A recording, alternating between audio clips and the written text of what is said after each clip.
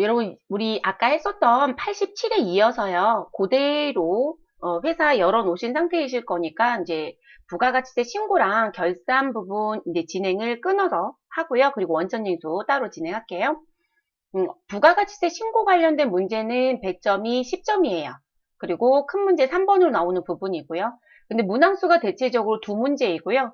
최근에 기출의 경향이 조금 바뀌었다라는 게 부가가치세 신고서 쪽 문제를 빼고 그리고 어느 쪽 문제를 출제를 했었냐면 부가세 신고서 문제가 빠졌으니까 여러분 다른 문제가 출제가 돼야 되잖아요. 그래서 부가세 신고서가 빠지고 다른 쪽에 서식들이 이제 출제가 됐었습니다. 근데 이제 패턴을 보면 부가가치세 신고서 문제가 출제가 되면 대부분 부가세 신고서가 7점 배점을 대부분 주고요. 그리고 부속서류 작성 문제는 3점으로 출제를 해요. 근데 그 경향이 바뀐 문제가 있었다는 거. 그러면 문제 첫 번째와 두 번째 문제가 어떤 문제인지 좀 볼게요. 자, 보시면 첫 번째 문제는 수출 실적 명세서를 작성하는 문제다라고 나와져 있고요. 두 번째 문제는 부동산 임대 공급 가액 명세서를 작성하는 문제예요. 그리고 배점 구조가 바뀌었어요. 부동산 임대 공급 가액 명세 작성하면 5점 줄 거고 그리고 수출 실적 명세서 작성하고 5점 주겠대요. 근데 이 87의 문제가 기존에 계속 나왔던 패턴을 바꿔버린 횟수가 돼요. 사실은. 그리고 합격률이 높아졌던 이유가 뭐냐면 수출 실적 명세서는 기본 개념만 제대로 갖고 가시면 난이도가 높은 쪽은 아니에요. 시험 출제 기준 봤을 때. 그리고 부동산 임대 공급 가액 명세서는 풀 버전을 다 내는 게 아니고요. 대체적으로 서식 작성 문제만 주로 내요. 그러다 보니까 이 5점은 그냥 가져올 수 있어요. 타이핑만 잘하시면, 오타를 내지 않으면. 그래서 실질적으로 10점 배점을 거의 다 획득하지 않았나 싶습니다. 그러면 부가세 신고서 1번 문제부터 정리해 볼게요. 자, 수출 신고 필증 일부 자료와 그리고 선적일, 그리고 환율 정보이다. 그러면 지금 나와져 있는 이 부분은 수출신고 필증에 나와져 있는 일부 자료를 발췌한 거란 얘기고요. 그리고 제품 매출에 대한 거래 자료를 메인 매출 전표에 입력하시고 메인 매출 전표에 입력. 여러분 이렇게 냈던 적이 거의 없어요. 그러니까 100% 중에 10%도 안 되는 정도의 확률이에요. 근데 이런 식의 형태 문제를 냈다는 게 특징. 그래서 입력하시고 이기 부가가치세 확정 신고를 위한 수출 실적 명세서를 작성하시오. 자, 그럼 지금 어디까지가 품목부터 시작해서요. 우리 결제 조건까지가 실질적으로 수출 신고 필증에 기본적으로 제공하는 자료이고요. 그러면 저희가 필요한 부분을 가지고 와야 되니까 메인 매출 전표 입력을 1번으로 놓으시고 수출 실적 명세서를 2번으로 가져가시면 되겠습니다. 그러면 메인 매출 전표엔 저희가 거래처가 필요합니다. 품목은 입력하지 않았다고 해서 문제가 되지 않죠. 또는 제품이라고 친다고 해서 문제가 되진 않습니다. 그리고 수출 신고 필증도 메인 매출 전표에 입력하실 수 있고 자, 그리고 저희는 무슨 부분? 수량과 단가가 나와 있어요, 여러분. 근데 저희는 수량과 단가라는 부분을 넣는 게 아니라 금액을 환산해야 되겠죠. 자, 그리고 직수출입니다. 여러분, 직수출이니까 우린 메인 매출 전표 유형은 16 수출을 쓰시면 되겠네요. 자, 그리고 결제 금액. 우리가 FOB로 수출을 하든 CIF로 수출을 하든 아니면 DDP로 수출을 하든 우리는 그건 중요하지 않습니다. 부가세 신고할 때는 우리 결제 금액이라고 해서 나와져 있는 요 금액만 중요합니다. 이 인도 조건이라고 하거든요. 이게 무역업에서는 그 인도 조건이 우리한테는 중요하지 않다는 거예요.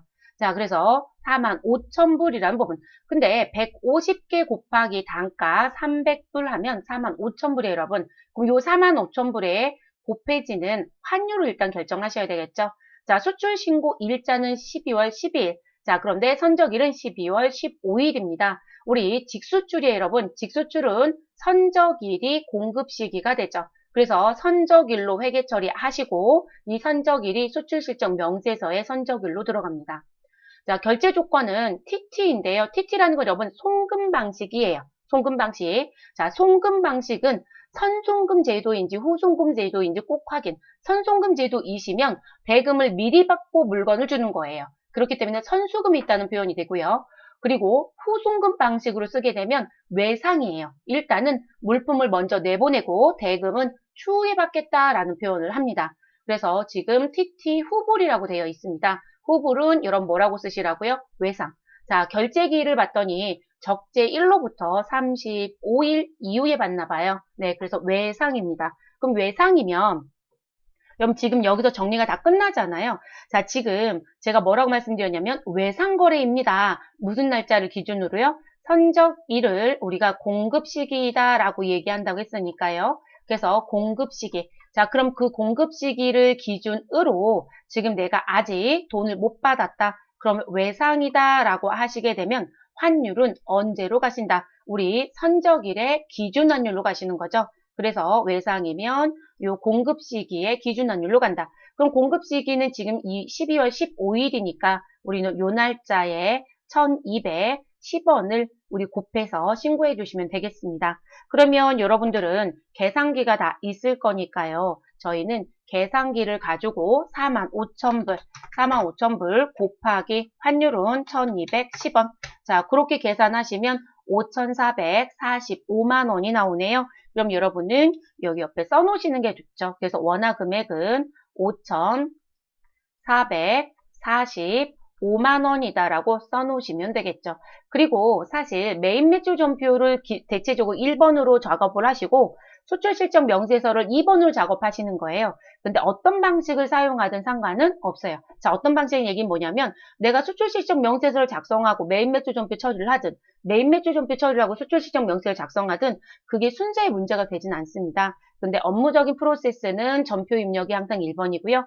관련된 서식 작성하는 게 2번이다. 이렇게 보시는 게 좋겠습니다. 그리고 우리는 제품을 팔았다라고 명기되어 있으니까 제품이라고 써주시면 되고요. 그럼 입력하러 들어가 보도록 할게요, 여러분. 정리는 다 끝났어요. 더 하실 건 없네요. 그러면 재무회계 쪽에 메인 매출 전표 입력이라는 메뉴를 열어주시면 됩니다. 그리고 수출이라고 아까 유형 얘기했으니까요. 날짜 입력하시고 유형 수출로 넣어주시면 되겠습니다. 일자는 공급 시기인 선적일 12월 15일입니다. 그리고 유형은 16 수출. 품목은 여기 품목을 쓰셔도 되지만 우리 뭐라고 넣으셔도 제품이라고 넣어도 문제가 되지 않습니다. 공급가액은 계산한 5,445만 원 입력하시면 되겠습니다. 거래처, 공급처에는 우리 한영키 눌러주시고요. 우리 G만 넣어주시면 되겠습니다. 그래서 G자 넣어주시고 엔터 치시면 해당되는 거래처가 검색이 되죠, 여러분. 그래서 우리는 가인가요, 여러분? 네, 가라는 회사 선택해 주시면 되시고요. 자, 그리고 내려옵니다. 0세1구분에 가셔서 F2번 눌러주시면 되시고요. 직접 수출 1번 선택하시고 확인 눌러주시면 되겠습니다. 수출 신고 번호 기재되어 있으니까요. 이 번호 그대로 가져가시면 되죠. 자, 010-0523-0000-012라고 넣어주시면 됩니다. 자, 하이픈은 넣지 않습니다, 여러분. 그대로 숫자만 입력. 자, 분계는 우리 돈 아직 못 받았다고 했어요, 여러분. 외상 처리하시면 되겠습니다. 그럼 외상 처리하시면 우리 차변의 외상 매출금, 대변의 제품 매출 나온 것으로 정리가 끝납니다. 되셨죠, 여러분? 그럼 전표 입력은 마무리됐어요. 그럼 종료시켜 주시고요. 저희 두 번째 작업인 누구요? 수출실적 명세서 들어가도록 하겠습니다. 수출실적 명세서는 부가가치라고 하는 쪽에 가시면 되고요. 부속명세서 1에 가시면 수출실적 명세서가 있습니다. 수출실적 명세서 선택해 주시면 되시고요. 그리고 과세기간은 2기 확정신고입니다. 그럼 2기 확정신고니까 조회는 몇 월부터 몇 월 넣어주시면 돼요, 여러분? 10월부터 12월 넣어주시면 되시죠. 자, 그럼 이 자리에 또 타이핑을 치셔도 되지만 저희가 본 수업할 때 말씀드렸어요. 블로기 기능을 쓰셔도 된다. 그러면 우리는 전표 블로기라고 눌러주시면 전표에서 데이터 블로겠냐라고 묻네요, 여러분. 네, 우리는 예합니다. 자, 예해 주시면 지금 메인 매출 전표에 이렇게 입력된 정보가 있는데 이거 부를 거냐라고 묻잖아요. 그러니까 직접 치시든 블로그를 쓰시든 그건 여러분 선택이에요. 저희는 블로그를 해볼게요. 그러면 여기 체크박스 해제하지 마시고 이 상태에서 그대로 하단에 확인이라는 걸 눌러주세요. 그러면 데이터가 들어오죠. 근데 제가 이거 불만사항 말씀을 드렸을 거예요. 무슨 부분? 환율과 외환은 들어오지 않아서 우리가 입력을 해야 된다라고 했습니다. 그럼 그대로 그냥 엔터 치셔서 넘어가시고요. 통화코드 자리에서 F2번 눌러주시고 우리는 US 달러입니다. 그럼 US 달러는 어느 나라 돈이죠? 미국 돈. 그러면 미국을 입력하시면 USD가 들어오죠. 그리고 확인이라고 눌러주시면 되고요. 환율은 얼마인가요, 여러분? 우리 1210원. 1210원이라고 넣어줍니다. 그랬더니 원화가 싹 지워져요, 여러분. 근데 우리가 외화를 넣으면 다시 원화가 생길 겁니다. 자, 외화 금액은 얼마이다? 45,000불. 그러면 원화 5,445만 원이 들어옵니다. 그래서 이렇게 작업하셔도 되세요. 됐을까요, 여러분? 저는 그냥 블록이 안 하고요. 수출신고 번호부터 다 타이핑을 칠게요. 그래도 상관은 없어요, 여러분. 근데 여러분 이게 더 빠르지 않을까요? 네, 편하신 대로 하세요. 그래서 답안 공지할 때 여러분 블록을 써라 이런 공지 안 해요. 그러니까 어떤 식으로 하든 상관이 없기 때문에 자료만 맞춰지면 끝나는 거예요. 그래서 요 두 가지 하시고 배점은 몇 점? 5점이에요. 그래서 요거만 하시면 우리는 5점을 획득했다라고 보시면 되겠습니다. 자, 다 끝나셨으니까 상단에 저장 버튼 꼭 눌러주시고요. 저장이 끝나면 우리는 창을 닫고 나가면 되겠습니다. 자, 두 번째 문제로 넘어가 볼게요, 여러분. 이번 시험에 2번 문제가 나왔으면 좋겠어요. 제 개인적인 바람입니다. 그리고 지금 제가 이 강의를 촬영하는 시점이 2020년도이잖아요. 근데 2020년도 이제 마지막 시험인 건데, 이 마지막 시험을 기준으로 놓고 봤을 때요, 부동산 임대공급 가액명세서가 올해 출제가 안 됐어요. 네. 그래서 나오면 좋지 않을까 제 개인적인 바람입니다. 다음 자료는 2020년 제2기 확정 부가가치세 신고기간 10월부터 12월에 부동산 임대내역이다. 자, 부동산 임대공급 가액명세서를 작성하시오. 이자율은 1.8%로 가정한다라고 이자율 주었습니다. 간주 임대료에 대한 이자율이겠죠. 근데 여러분 여기 보시면 지금 부동산 임대공급 가액명세서만 작성하시면 되죠. 우리 간주 임대료에 대한 회계처를 낸 것도 없고 부가세 신고세 가란 얘기도 없습니다. 그래서 서식 작성만 하시고 마무리해 주시면 되겠습니다. 다만 고양상사를 가서 봤더니 여러분 고양상사는 임대기간이 두 칸으로 나뉘어져 있습니다. 그래서 이 두 칸으로 나눠진 부분이 하나는 2020년 10월 31일자로 임대기간이 종료가 돼서 퇴거가 되고요. 다시 2020년 11월 1일자로 새로운 임대기간이 들어와서 입주가 됩니다. 그러면 우리는 고양상사의 임대기간에 대해서 우리 반드시 무슨 부분? 갱신일자 입력하셔서 마무리해야 된다는 게 특징입니다. 그래서 그게 특징이고요. 그리고 층과 호수를 봤더니 1층, 2층입니다. 그럼 여러분 그냥 1층, 2층 넣으시면 되죠. 다만 부탁드리는 거 하나, 지하. 지하가 나오면 우리 층 입력하실 때 반드시 영문 알파벳 B자, 그리고 그 B는 반드시 대문자이어야 합니다. 호수에는 B를 붙이지 않습니다. 층에만 붙인다고 했었죠. 그래서 그 부분 신경 써주시면 되고요. 지금 문제는 해당 사항 없습니다.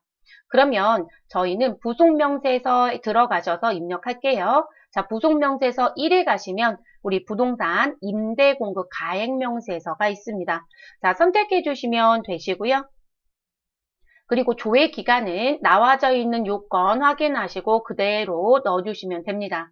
자, 10월부터 12월에 2기 확정신고 기간입니다. 그러면 10월, 12월 넣어주시면 되겠습니다. 그리고 이렇게 글씨도 뜨네 여러분. 2020년 변경된 이자율 1.8%, 여러분 죄송해요. 1.8%. 자, 이자율이 적용되어 있지 않습니다. 변경된 이자율로 재계산하겠습니까? 라고 묻네 여러분. 이해해 주시면 되겠습니다. 근데 여러분 시험 보러 가시면 이 메시지 안 들어올 거예요. 왜냐면 데이터 배포할 때요. 요거 세팅해서 주는 경우들이 많습니다. 그리고 사실 87에는 제가 백데이터 구축할 때요. 1.8% 벌써 여기에 탑재시켜주고 들어간 상태예요. 근데 이게 업데이트가 되지면 이런 메시지가 들어오더라고요. 그래서 1.8%는 세팅이 되어 있는 상태이고, 자, 코드 자리에 가셔서 고양상사부터 순차적으로 넣겠습니다. 코드 자리에서 F2번 눌러주시면 되시고, 우리는 고향이라고 넣어주시면 검색이 됩니다. 자, 동은 지금 주어진 거 없어요, 여러분. 그러면 엔터. 동은 임의사항이라고 했었죠, 여러분. 자, 층은 1층입니다. 호수는 102호이고요.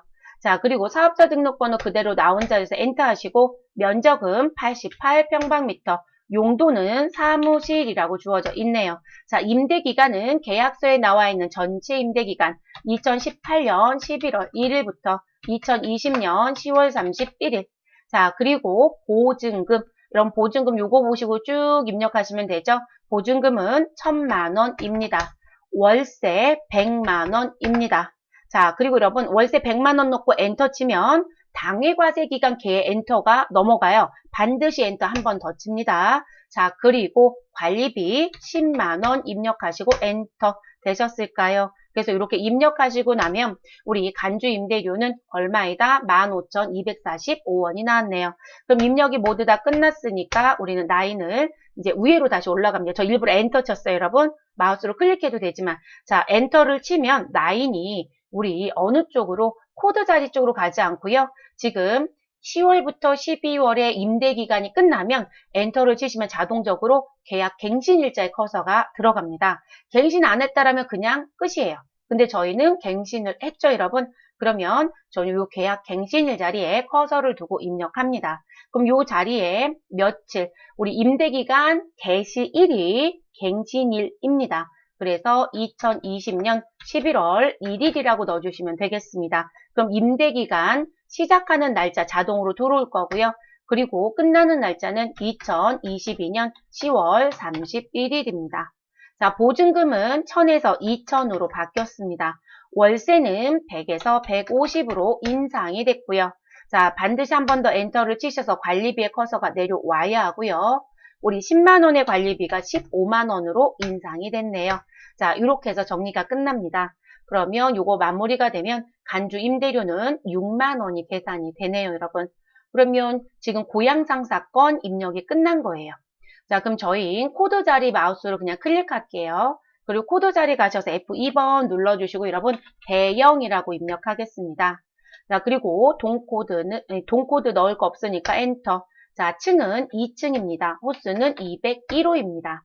자, 그리고 내려오셔서 면적란에 커서 두시고 88평방미터 용도 사무실이라고 넣어주시면 됩니다. 임대기간은요, 2020년 12월 1일부터 2022년 11월 30일까지. 자, 이 사람은 과세기간에 딱 한 달만 들어오네요, 여러분. 보증금 1,500만원이고요. 월세 200만원입니다. 자, 엔터, 관리비 15만원입니다. 자, 그래서 이렇게 입력이 모두 다 끝나면 간주 임대료는 22,868원이 자동 계산이 됐을 겁니다. 되셨을까요, 여러분? 그리고 나서 답안이 공지가 되면 여러분들이 맞춰봐야 되는데 내가 맞게 넣었을까? 라는 부분이 궁금하면 여러분 여기 하단에 있는 전체 합계를 메모하시면 된다겠죠? 왜냐면 제대로 입력이 끝났다라면 이 월세, 간주, 임대료, 과세표준계가 다를 수가 없어요, 여러분. 네. 그래서 이 하단의 금액을 메모해서 가지고 오시면 되세요. 그럼 저희는 입력 모두 다 마무리 됐습니다, 여러분. 됐을까요? 네, 그러면 저희 창 닫아주시면 됩니다. 자, 저장 버튼 눌러주시면 되시고요.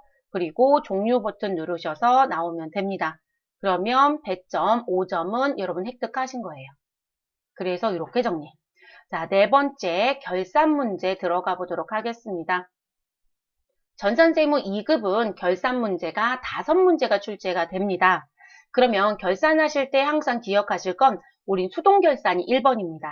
자, 그래서 수동결산이 1번. 그럼 일반전표 입력한다는 얘기고요. 자동결산이 2번. 그러면 결산자료 입력에 간다는 얘기고요. 자, 그리고 그 다음에 재무제표 작성 문제가 나왔다. 3번. 이렇게 갑니다.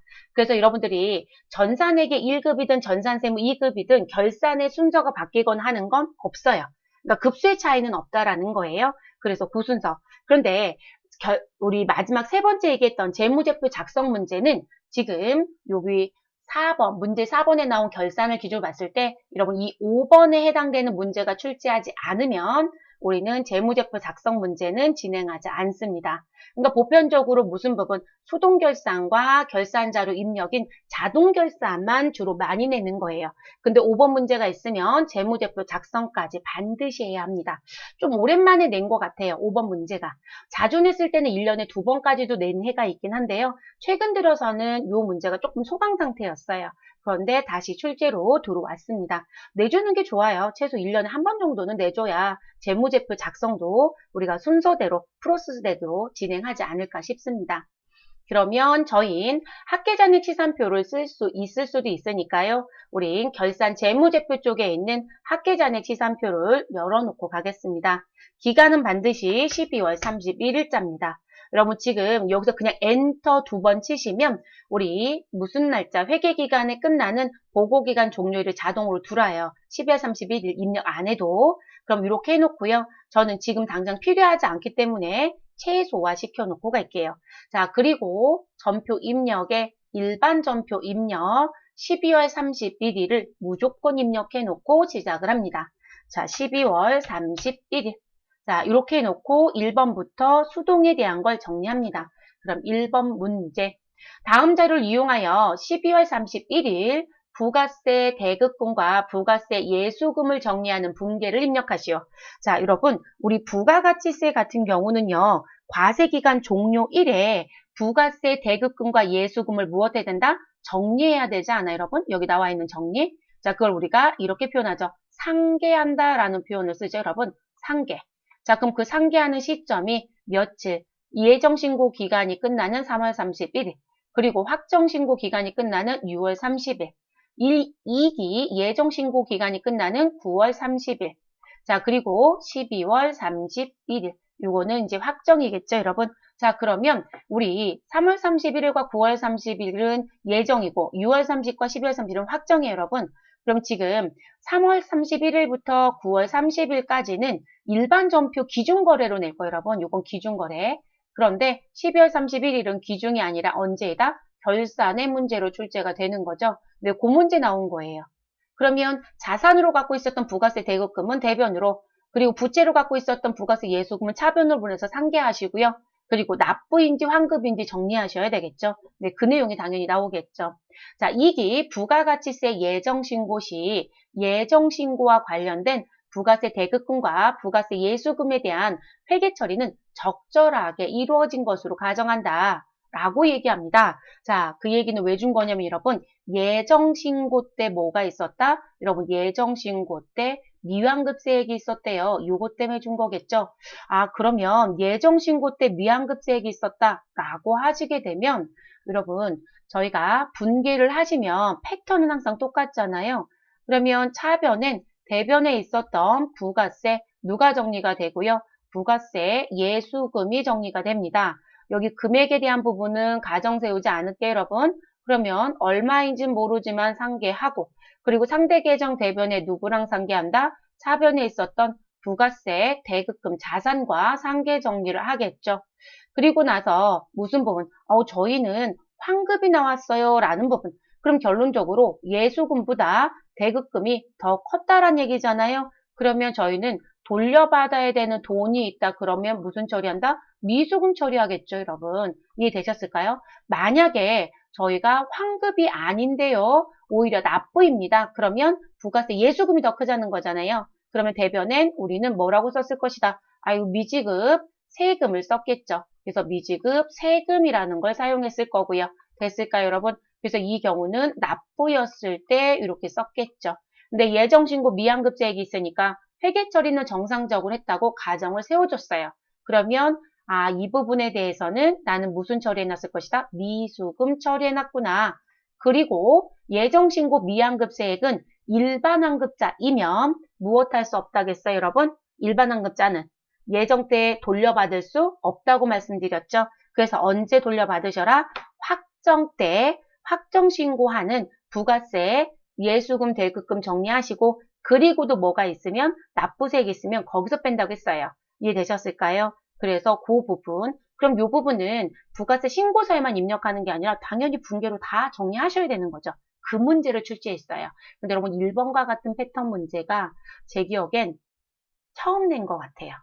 근데 무슨 얘기냐면 예정신고 미완급세까지 이렇게 확정신고 때 반영하는 문제를 낸 적이 없다고요. 그냥 상계 정도 문제는 항상 냈던 문제예요. 그래서 그런 문제를 냈고요. 자, 그리고 납부세액은 미지급세금으로, 그래서 납부세액은 미지급세금으로 계상하시고 환급세액은 미수금으로 계상하되 거래처는 입력하지 않는다라고 합니다.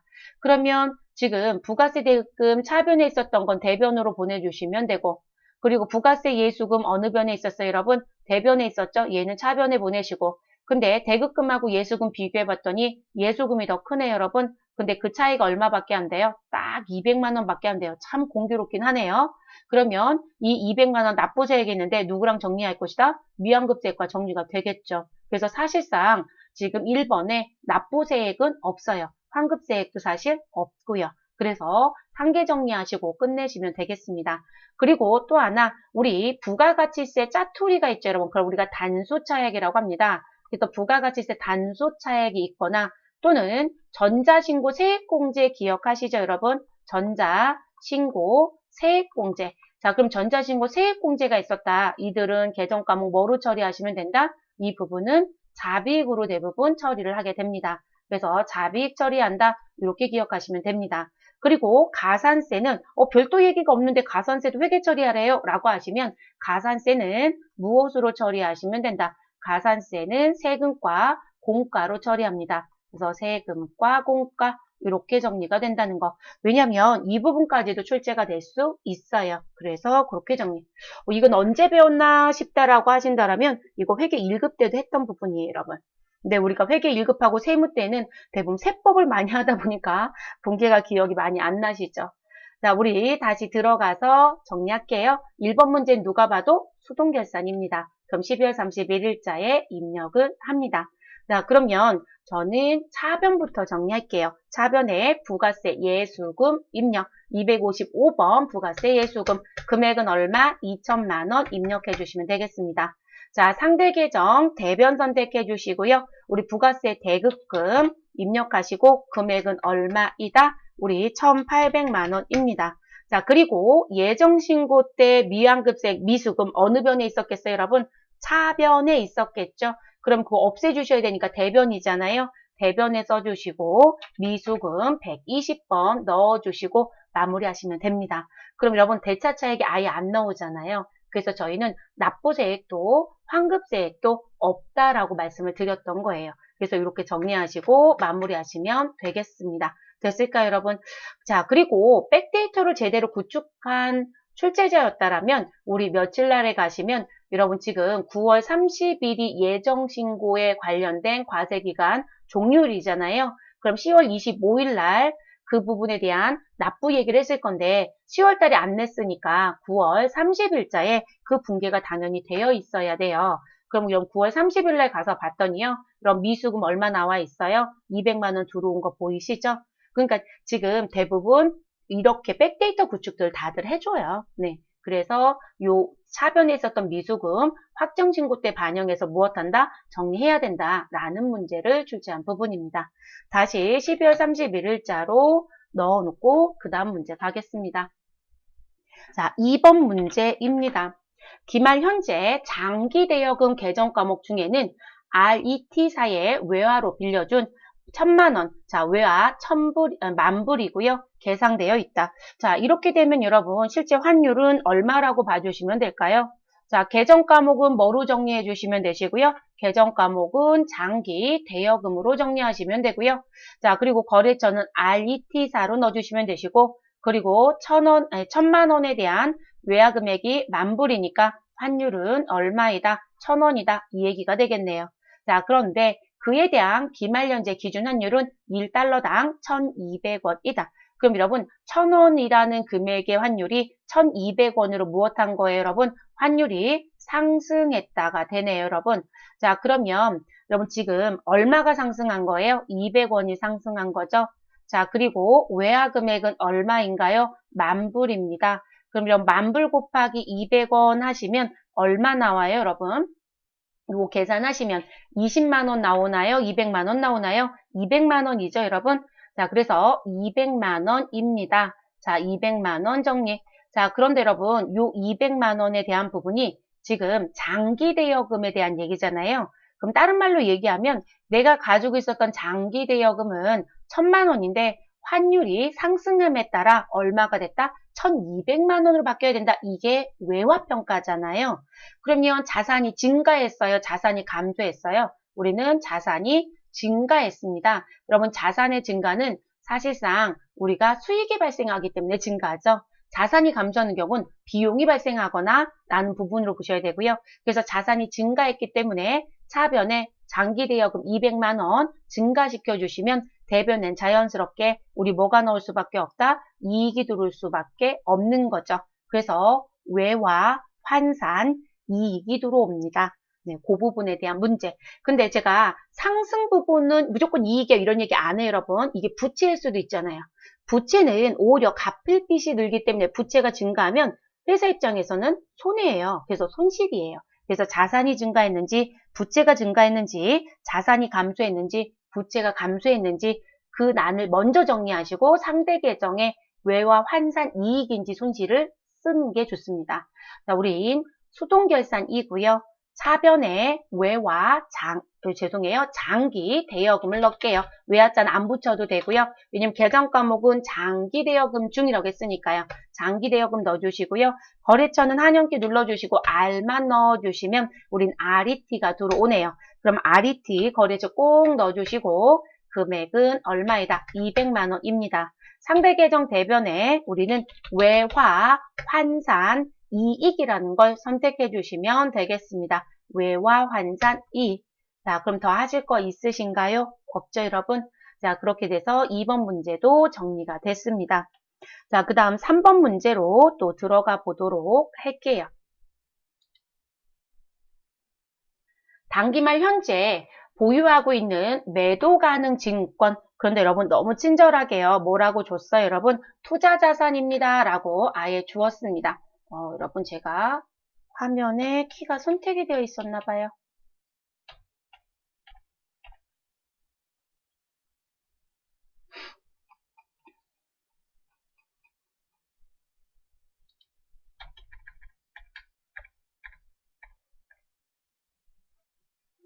이게 선택이 된 상태로 제가 엔터를 쳐서 그래요. 자, 그래서 그것 때문에 그렇고요. 자, 그러면 요 3번 문제 다시 볼게요. 자, 매도 가능 증권은 투자 자산이라고 합니다.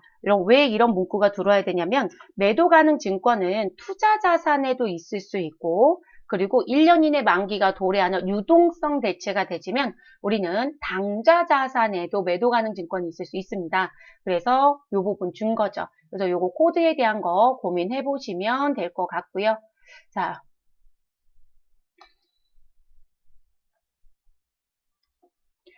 그러면 그거 고민해 주시면 되시고, 이게 여러분 제가 펜 기능이랑 화면을 왔다 갔다 하다 보니까 이게 펜으로만 바꾸면 붕 떠요. 그래서 가끔 그렇게 나오고요. 자, 매도 가능 증권에 대한 내역은 다음과 같다. 기말 매도 가능 증권 평가에 대한 회계 처리를 하시오. 단 제시된 자료만 고려하고요. 하나의 전표로 입력해달라라고 합니다. 자, 회사는 주식회사 마인드라고 되어 있고, 자, 그리고 2019년도의 취득가액은 2,500만 원입니다. 근데 2019년도 기말 공정가치는 2,450입니다. 그리고 2020년도 기말 공정가액은 2,600이래요. 자, 여러분, 우리 유가증권은 결산 때 평가해야 하네요.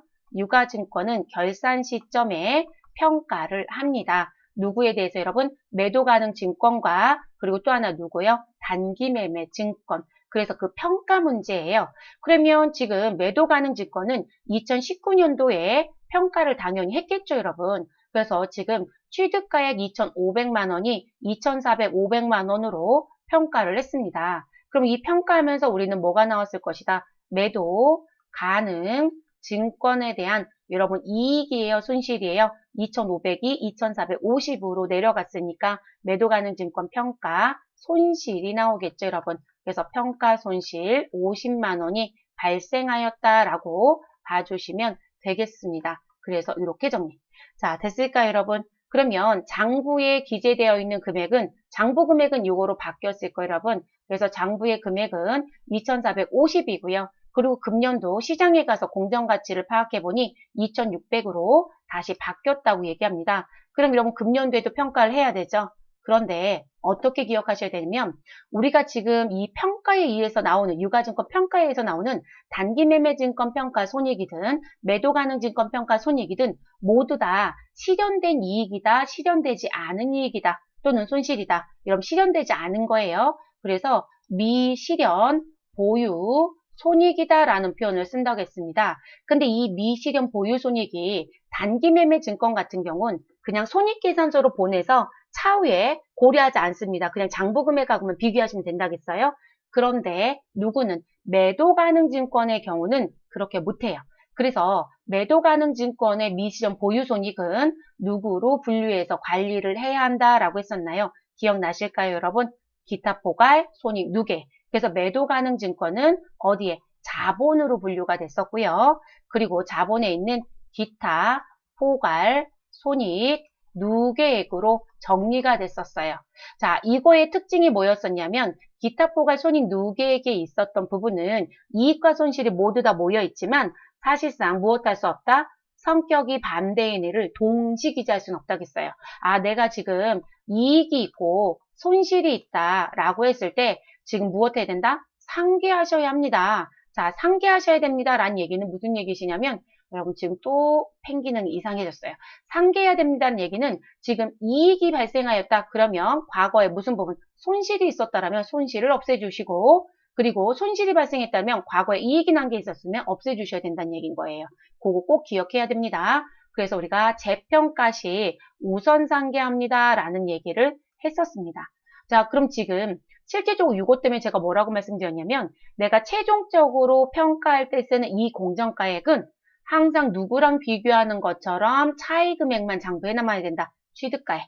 그러면 취득가액 2,500이에요. 공정가액은 얼마예요? 2,600. 그러면 취득가액과 공정가액의 차이는 얼마이다? 100만 원인 거잖아요. 그러면 이 100만 원만큼만 무엇으로? 미실현 보유 손익으로 남겨져 있어야 된다고요. 되셨을까요? 그러면 실질적으로 지금 어찌됐든 취득가액보다 현재 공정가액이 100만 원만큼 올랐어요? 떨어졌어요? 올랐어요, 여러분. 그럼 저희는 요거만큼만 평가 이익으로 잔액이 남아야 된다.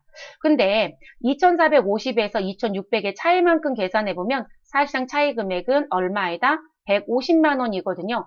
근데 이익을 100만 남겨라? 누구랑 우선 상계하라는 거예요? 과거에 매도 가능 증권 평가 손실이 있었다라면 이 손실과 무엇해라? 아, 너 우선 상계하고 잔액만 하라고 이 얘기가 되는 거예요. 이해되셨을까요? 그거 꼭 기억해야 합니다.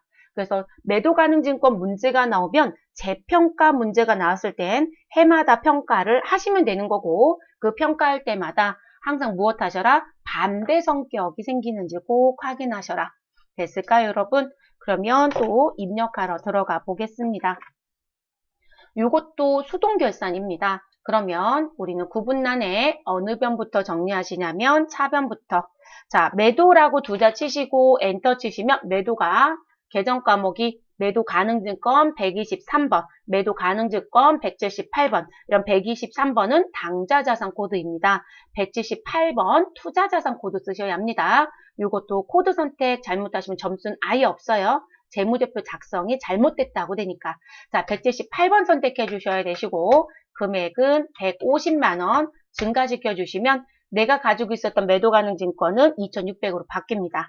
자, 상대 계정 대변엔 매도 가능 증권 평가 손실은 여러분 손실자니까 비용처럼 이해하시면 되겠죠? 어느 변에 있었을 것이다? 차변. 없애야 되니까 어느 변으로요? 대변으로 보내야 되겠죠. 그래서 매도 가능 증권 평가 손실 우선 단계합니다. 자, 그리고 그 금액은 얼마이다? 50만 원입니다. 자, 그리고 같은 변 대변에 이번엔 매도 가능 증권 얼마? 100만 원 평가 이익이 생깁니다. 그래서 매도 가능 증권 평가 이익 100만 원 정리하시면 됩니다. 자, 그래서 여러분 이 문제가 회계에서는 나오질 않아요. 그러니까 이 문제가 세무에 들어오면 새로 나오는 패턴 문제인 거예요. 그리고 이 부분은 저희가 유가증권 수업할 때 했어요, 여러분. 그러니까 반드시 정리가 안 되는 것 같다라면 유가증권 수업했었던 투자자산이라든지 단기매매증권 수업을 다시 한 번 더 정리하세요. 그래서 가지고 가실 것. 그래서 단기매매증권은 이런 의미가 없어요. 매도 가능 증권만 그렇습니다. 매도 가능 증권만. 그러면 여기까지 이제 정리가 됐고 그 다음 문제 들어가 볼게요. 4번.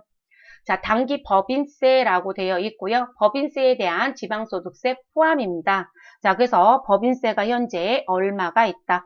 850만 원이 있습니다. 그래서 지금 법인세는 850. 자, 결산일 현재 선납세금 계정에는 미리 낸 세금이 있었나 봐요, 여러분. 그래서 선납세금 계정에는 법인의 이자 수익에 대한 선납 법인세와 선납 지방소득세 합계 95만 6천 원과 법인세 중간 예납액 345만 6천 원이 존재한다. 그럼 여러분, 우리는 내야 되는 법인세 비용은 얼마이다? 법인세 비용은 850만 원인데 그 중에 미리 낸 선납세금은 그럼 두 개의 금액 더해 주시면 되죠. 또는 학계전액 시산표에 가면 두 개의 합계 금액이 사실 들어와 있어요. 그러면 저희 아까 합계전액 시산표 열어놨으니까 선납세금 잠깐 볼까요? 그럼 선납세금 금액은 얼마이다? 441만 2천 원. 근데 이 금액은 이 두 개 합이에요, 여러분. 그래서 금액이 다르진 않죠. 자, 그래서 우리는 선납세금 금액 441만 2천 원이 있다라는 부분, 그걸 합산시켜 놓을게요. 441만 2천 원. 자, 이렇게 되어 있고요. 그리고 여러분, 그럼 850에서 441만 2천 원은 미리 냈지만 나머지 세금은 아직 못 냈단 얘기잖아요. 그리고 적절한 회계 처리하래요. 그럼 아직 못 낸 세금은 뭐라고 불러요, 여러분? 미지급 세금이다 라고 얘기하겠죠. 그래서 차변의 법인세 등 850, 대변의 선납세금 441만 2천 원, 아직 못 낸 세금은 미지급 세금. 그럼 여러분 계산기는 다 갖고 계실 거니까 우리 계산해서 미지급세금 정리를 시켜 놓을게요. 자, 계산기 열어주시고 우리 얼마에서 850에서 금액 빼주시면 되겠죠. 850만 원 마이너스 441만 2천 원 빼주시면 됩니다. 그러면 408만 8천 원이 나오죠. 됐을까요, 여러분? 그러면 그 금액을 이 자리에 일단 메모를 합니다. 그래서 408만 8천 원. 됐을까요? 자, 그래서 이렇게 정리. 자, 그런데 여러분, 지금 세무사랑 프로그램은, 그죠? KLF 프로그램은 무엇이 가능하다? KLF 프로그램은 법인세 회계 처리를 자동으로 할 수 있다, 없다? 있다예요, 여러분. 그래서 저희 4번은 자동으로 정리하겠습니다. 지금 4번은 수동으로도 사실 할 수도 있어요. 그런데 저희는 자동으로 할게요. 그리고 제가 왜 4번 문제를 자동을 권장해 드리냐면 여러분 지금 여기 5번 문제 보시면 당기의 이익잉여금 처분은 다음과 같이 결의되었다. 자, 이 얘기는 이익잉여금 처분 계산서 작성하라는 얘기예요. 근데 여러분 이익잉여금 처분 계산서를 작성하려면 실질적으로 자동 결산에 의해서 우리 대체분계가 다 끝나져야 사실 제대로 되거든요. 그 부분 때문에 저희는 수동이 아닌 자동으로 권장을 합니다. 근데 답안 공지 됐을 때요. 그게 문제가 됐어요. 무슨 부분? 아니 이걸 내가 수동으로 넣었더니 얘가 오류가 떠서 이제 거기에 이제 논의가 됐던 거죠. 그런데 시험은 본인들이 준 요건만 제대로 한다라고 하면 사실상 무엇하지 않는다. 감점하지 않아요, 여러분. 그래서 5번 문제를 실제 요거를 수동 결산했던 분들은 5번에 가면 저희가 재무제표 작성 순서에 맞춰서 가다 보니까 원가명세서 갔다가 손익계산서에 갔다가 이익잉여금 처분계산서에 갔는데 금액이 죄다 답안 공지랑 다르다 막 이런 분들이 계셨어요. 근데 그게 자동 결산 안 해서 그런 거거든요. 그래서 답안 공지할 때는 내가 주어진 요건만 맞췄으면 다 맞췄으면 처리를 했어요. 그래서 실제로 시험은 준 것만 잘하시면 되기는 합니다. 시험은 준 것만 잘하시면. 자, 그래서 4번 문제는 저희는 자동으로 가자. 자동으로 가겠습니다. 그래서 일단 저는 자동이라고 써놓고 넘어갈게요, 여러분. 네, 자동. 자, 그리고 5번. 자, 이 문제는 이익, 잉여금, 처분, 계산서를 무엇하는 거 작성하는 문제. 자, 그럼 이익잉여금 처분계를 작성할 때는 일단 우리가 재무제표 작성 순서가 있었죠. 자, 일단 제조원가 명세서 작성하시고 손익계산서를 작성하시고 그리고 이익, 잉여금 명세서를 작성하시고 그리고 재무상태표 순으로 갑니다. 자, 그래서 이 순서를 지켜주셔야 되겠죠. 근데 이번 문제는 이 순서를 지키지 않아도 맞았음 처리가 된다. 여기 주어진 요건만 무엇하면 입력이 끝나지면. 자, 그럼 내용 볼게요. 당기 처분 예정일은 2021년도 3월 15일. 왜냐면 12월 31일까지 결산한 거 다음 연도에 처분 확정하겠죠. 자, 그리고 전기의 처분은 금년도에 했겠죠. 2020년 2월 28일. 자, 그리고 보통주 현금 배당은 2천만 원, 보통주 주식 배당은 2천만 원. 그럼 현금 배당은 현금 배당에 넣어주시면 되고 주식 배당은 주식 배당에 넣어주면 됩니다. 자, 이익준비금은 현금 배당의 10%. 자, 이거 다른 말로 고쳐서 낼 수도 있어요, 여러분. 무슨 부분? 상법 규정을 따라라. 이렇게 낼 수도 있어요, 여러분. 그래서 상법에 최소 금액을 넣어라. 그러면 현금 배당의 10%이다. 라는 거 똑같은 말입니다. 그럼 현금 배당 2천이니까 여러분, 우리 얼마 이익준비금 적립하시면 돼요. 200만 원이요. 그리고 사업확장 적립금 500만 원도 결의가 됐답니다. 그러면 입력하러 가겠습니다.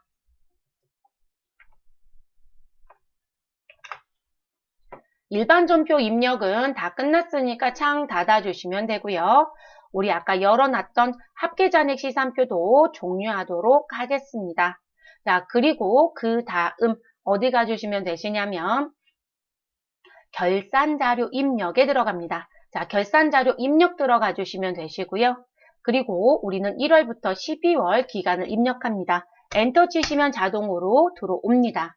자, 우리 4번 문제 입력하러 온 거예요, 여러분. 그럼 스크롤을 맨 하단까지 쭉 내리시면 우리 여기 9번 자리에 법인세 등이라는 글씨가 보여집니다. 여러분 선납세금 제가 미리 계산하는 거 보여드렸지만 사실 벌써 441만 2천 들어오는 거 보이죠? 그러면 결산 반영 금액이라고 되어 있는 라인에 441만 2천 원 입력. 자, 그리고 추가 계상액이란 표현은 내가 내야 되는 세금을 의미한다. 아직 못 낸 세금, 미지급 세금. 자, 그럼 미지급 세금 아까 계산했더니 얼마였어요, 여러분? 408만 8천 원. 그러면 408만 8천 원을 입력합니다. 자, 이렇게 입력이 다 끝나면 선납세금과 추가 계상 입력이 끝나면 9번 법인세 등의 금액이 우리 법인세라고 해서 나왔던 850과 동일해야 합니다. 동일한지 반드시 확인. 850 딱 맞네요, 여러분. 자, 그러면 결산자료 입력에 입력하는 자동결산 요거 하나밖에 없었어요. 그럼 이렇게 다 되셨으면 저희는 상단에 전표 추가라는 걸 눌러주시면 됩니다. 자, 전표 추가하시고 결산분계 일반 전표에 추가. 자, 추가하시고 추가가 완료가 되면 우리 상단 부분에 자동 결산분계 완료라는 글씨가 들어옵니다. 그러면 정리가 된 거죠, 여러분? 그러면 결산자료 입력은 종료해 주시면 되겠습니다. 그리고 이제 5번 문제에 갑니다. 자, 5번 문제는 지금 문제 같은 경우 그냥 곧바로 들어가도 되지만 저희는 순서대로 정리해 볼게요. 자동 결산했으니까요. 제조원가 명세서에 가셔서 아무것도 안 해. 이러면 그냥 조회만 하면 돼요. 자, 그러면 그 조회는 몇 월로 조회하시면 된다? 12월로 조회. 자, 그리고 끝. 아무것도 안 해요. 그냥 창 닫으시고. 자, 그 다음 손익계산서에 가시면 됩니다. 자, 손익계산서에 가시고 우리는 또 몇 월로 조회? 12월로 조회하시면 되겠습니다. 그래서 12월 입력하셔서 조회. 자, 우리 또 할 거 없어요, 여러분. 자, 그리고 창을 닫습니다. 그리고 이익잉여금 처분계산서에 갑니다. 자, 이익잉여금 처분계산서에 가셔서 주어져 있는 요건대로 정확하게 입력을 해주시면 되겠습니다. 됐을까요, 여러분? 그러면 저는 화면을 조금 더 늘려놓고 볼게요. 자, 그럼 여기에 당기 처분 예정일, 전기 처분 확정일 나왔네요. 정기 처분 확정일은 2020년 2월 28일. 나 입력한 적 없는데 어디서 들어왔지? 라고 하신다면 정기분재무제표에서 들어왔겠죠. 자, 당기 처분 예정일엔 2021년도 3월 15일을 넣어주시면 되겠습니다. 되셨을까요, 여러분? 그리고 지금 보통주 현금 배당부터 순차적 입력합니다. 그럼 노마자 3번 자리인 이익잉여금 처분액 자리에 가셔서 우리 이익준비금 얼마 넣어주시면 되고요.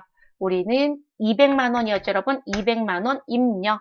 자, 그리고 배당금에 내려오셔서 현금 배당이라는 자리에 미지급 배당금 얼마 넣어주시면 되시고요. 2천만 원 넣어주시면 되겠습니다. 근데 여러분 이게 이의제기서 이걸 물어보신 분이 있더라고요. 자, 저는 265번 코드번호 나오는 자리에 넣었잖아요. 근데 이렇게 안 넣고 여기 보통주 자리 있죠. 이 자리에 2천만 원을 넣었던 거예요. 이게 틀리냐라고 물어보신 분이 있었대요. 네, 틀렸다고 할 수는 없어요, 여러분. 그런데 대체적으로 이 자리에 넣어요, 여러분. 그래서 저희는 이 자리에 넣어주시면 되겠습니다. 그래서 배당금 2천. 자, 그리고 미교부 주식 배당금 얼마였죠, 여러분? 이것도 2천만 원이었습니다. 자, 그리고 사업확장 적립금. 여러분, 사업확장 적립금 있네요. 자, 그래서 365번 코드 자리 가셔서 얼마요? 500만 원 입력합니다. 되셨을까요? 그래서 이익준비금 200. 그리고 우리 현금 배당 2천, 주식 배당 2천, 사업확장 적립금 500. 자, 이렇게 넣어주시고 반드시 상단에 무슨 키를 눌러야 된다? 전표 추가. 그래서 전표 추가는 여기까지는 하셔야 돼요. 그래서 전표 추가하시면 일반 전표에 추가되었습니다. 라고 나옵니다. 그래서 수동 계산하셨던 분들은 여러분 여기 당기순이익 금액이 죄다 다른 거예요. 그러니까 자꾸 논란이 됐다는 거죠. 근데 시험은 지금 본인들이 문제를 그렇게 냈기 때문에 여기는 채점 기준에 아예 안 넣어버려요. 누구만. 요거만 채점 기준에 넣어요. 그럼 채점 기준에 넣는 자리를 다시 한 번 더 말씀을 드리면 채점 기준에 들어오는 자리가 무슨 부분? 여기 단기 처분 예정이란 글씨를 줬기 때문에 이거 입력이 빠지면 점수가 또 없겠죠? 그리고 이익잉여금 처분이라고 해서 나왔던 이 자리가 있는 거잖아요. 이 자리 입력을 하시고 그리고 우리 마지막에 뭐 눌렀어요, 여러분? 전표 추가 눌렀었잖아요. 자, 요 부분에 대한 것만 제대로 되어져 있으면 점수를 다 줬다고요. 근데 지금 제가 파란색으로 표시했던 부분의 내용들이 빠졌거나 입력이 잘못됐거나 또는 입력은 했지만 점표 추가가 안 됐다라고 하면 점수는 없어요. 그래서 그것만 채점을 합니다. 그래서 그렇게 채점이 됐고요. 자, 저는 이제 요거 끝났으니까 종료해 주시면 되시고요. 종료해 주시고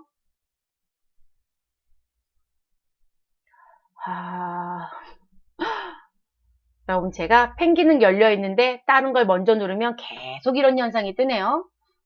지금 프로그램을 여러 개 열어놨더니 이 펜 기능이 계속 부딪히나 봐요. 갑자기 또 이런 현상이 있네요. 신버전을 깔았더니.